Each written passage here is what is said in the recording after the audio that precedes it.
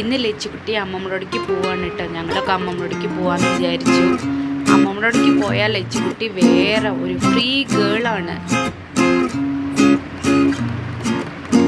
കയറി നേരെ ലച്ചു അടുക്കളയ്ക്ക് വന്നിട്ട് പോവുക. ലച്ചുകുട്ടിയുടെ ഫേവറേറ്റ് ആണ് കുറച്ച് നേരം തനിയായിരുന്നു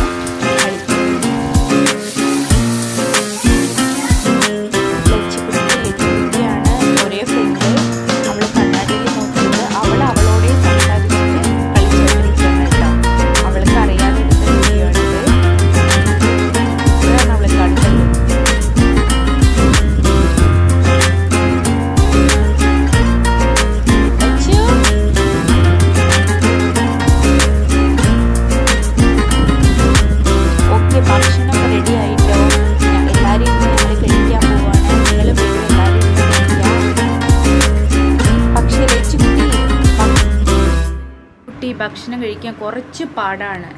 നമ്മളെ കരയിപ്പിച്ചിട്ടേ അവൾ കഴിക്കില്ല. ഭക്ഷണം അവൾക്ക് ഭയങ്കര അലർജിയാണ്.